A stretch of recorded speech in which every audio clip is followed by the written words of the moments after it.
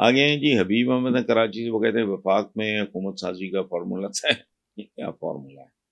اگلے 5 سال کے لیے شہباز شریف وزیر اعظم اور آصف زرداری صدر ہوں گے. کچھ لوگ والی حکومت کا مستقبل کیا دیکھ رہے ہیں؟ کیا بننے والی حکومت عوامی مسائل کا تدارک کر پائے گی؟ سوال ہی نہیں پیدا. آج کی تاریخ نوٹ کر لیں. اول تو ان کی عمر نہیں ہے، سال بھی شاید یہ پورا نہ کر سکے. اگر جسے کہتے ہیں نا اشر اشیر بھی ہوا، 1% بھی لوگوں کو ریلیف ملا. حبیب صاحب آپ مجھے یاد کرائیں آج کی تاریخ، آج کا دن یہ محفوظ کر لیں. I'll commit suicide. میں خود کو سزا سناؤں گا اور اس پہ عمل بھی خود کروں گا. آپ نے صرف مجھے یاد کرانا ہے. خودکشی حرام ہے، میرا رب جانتا ہے یہ خودکشی کیسی ہوگی. آپ نے مجھے صرف یاد کرانا ہے کہ تم نے یہ کہا اور اس تاریخ کو کہا. میں خبر کو کہہ رہا ہوں اس کو سنبھال کے رکھنا. ریلیف اور ان کے ہاتھوں. یہ وہ لوگ ہیں، یاد رکھیں، جن کی وجہ سے یہ ملک یہاں پہنچا. سمیرہ ملک ہیں اسلام آباد سے. وہ کہتی ہیں جی کہ نامزد وزیر اعلیٰ پنجاب مریم نواز نے پارلیمانی پارٹی کے اجلاس سے خطاب کرتے ہوئے کہا ہے کہ ہم مہد کرتے ہیں. ماشاءاللہ، آج سے پنجاب کا ایک نیا دور شروع ہوگا. ہم خدمت کے نئے ریکارڈ قائم کریں گے. ان کے بیان اور گزشتہ خدمات کو دیکھتے ہوئے آپ کیا تبصرہ کریں گے؟ سمیرہ بی بی اس پہ تبصرہ تو تاریخ کر چکی ہے.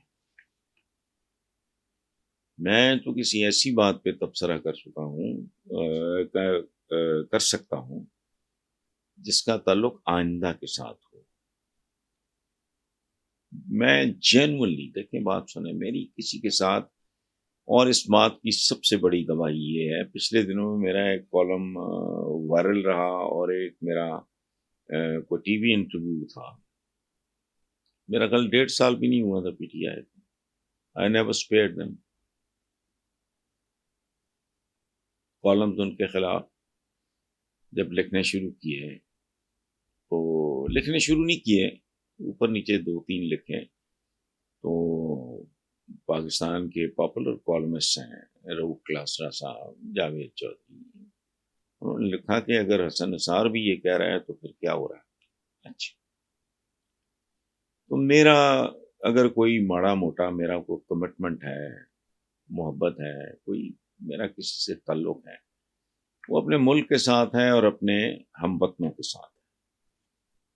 یہ خاندان جو ہے، دیکھیں بات سنیں، نتھنگ اگینسٹ، میرا کوئی لینا دینا نہیں، حتیٰ کہ پی ٹی آئی کے ساتھ بھی نہیں.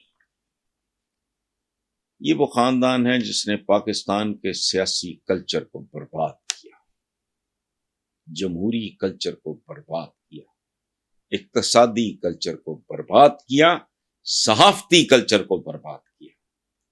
اب پوچھیں سیاسی کلچر تو تم تو پیداواری ضیاء کی ہو، جو اس ملک کی تاریخ کا سب سے غلیظ، سب سے منافق، سب سے جھوٹا اور احسان فراموش آدمی تھا. بھٹو نے اس کو آؤٹ آف ٹرن پروموٹ کیا، بھٹو نے بہت برا کیا، لیکن اس کا تو وہ موسم تھا نا. میرے آپ کے لیے ٹھیک ہو نہ ہو میں نہیں جانتا، بھٹو اس کا موسم تھا. اس نے اس کو رگید رگید کے مارا. اتنا بے شرم بے حیا آدمی جس نے وہ سارے میز لیے جو ان اسلامک تھے اسلام کے نام پہ. ریفرینڈم کیا؟ حبیب جالب جیسے شاعر نے مجھے تو گولی مارے. جن تھا یا ریفرینڈم تھا، یہ حبیب جالب کا کلام. منافق ترین آدمی، اس کی پیداوار. یہ جمہوریت کی اب اگر مامے چاچے تائے پھوپھے بنتے ہیں تو بنے. میں تو صرف سمیرا بیٹا آپ کے سوال کا جواب ہی دے سکتا ہوں. میرا بس چلے تو میں ان کے نام و نشان. And it is not the only family. اس ملک میں نہ کوئی سیاست ہے. سیاست اس دن مر گئی اس ملک میں جس دن قائد اعظم محمد علی جناح ایمبولینس آج تک سوالیہ نشان ہے. ایک ملک کا بانی، اس کا قائد، ایمبولینس خراب ہوگی سڑک میں، وہ بے بس لاچار پڑا ہے، اس کی سگی بہن مکھیاں جل رہی ہے، بے تحاشا گرمی ہے، اور خدا کا خوف کرو. تو جمہوریت بیسیکلی قائد اعظم محمد علی جناح کے ساتھ، جناح صاحب کے ساتھ جمہوریت دفن ہو چکی. اس کے بعد پھر جو ہوتا رہا، یہ جاؤ لاکھ جیسے، اللہ معاف کرے، مرا ہوا آدمی میں کبھی نہیں بولتا. میں آج بھی پریزیڈنٹ ایوب کا احترام کرتا ہوں، پرویز مشرف صاحب کا میرے دل میں بہت ہے. یہ اتنا قابل نفرت تھا آدمی تھا جس نے اپنی نفرت کی بھینٹ چڑھایا پورے ملک کو. اس کا کلچر بدل دیا. اچھا، ان لوگوں نے کیا کیا؟ سیاسی کلچر برباد کیا. اس سے پہلے جیلا ہوتا تھا، کارکن ہوتا تھا، ورکر جو تن من دھن کی بازی لگا کے بھوکا رہ کے کام کرتا تھا کسی کاز کے لیے، کسی نظریے کے لیے.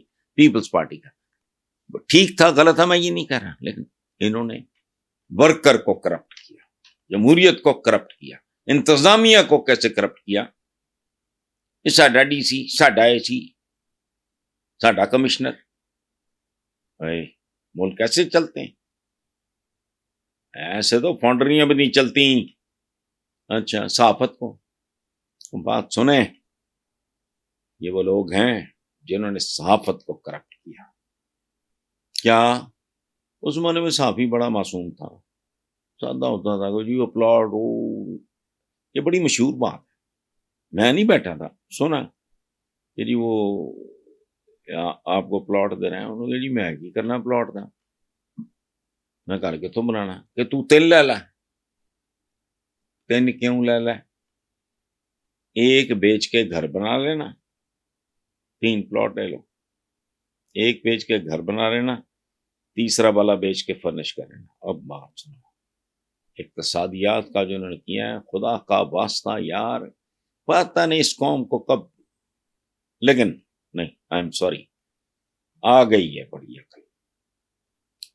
Indian politicians are equally corrupt. کیونکہ انڈیا بہت بڑا ہے، اس کی اکانومی، ہماری اکانومی تو ان کے ایک بندے کی مار ہے، ایک صنعت کار کی. وہ بہت بڑا ملک ہے، لیکن کبھی سنا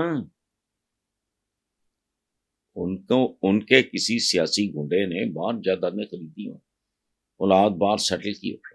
اس لیے یہ اب ہم محنت کرتے ہیں کہ آج سے پنجاب کا ایک نیا دور شروع ہوگا. یہ کتنے مہینے چلتا ہے، کتنے ہفتے چلتا ہے، وہ تو ابھی دیکھیں گے. ہم خدمت کے نئے ریکارڈ قائم کریں گے. کیا خدا کا واسطہ، یہ کیا ہے؟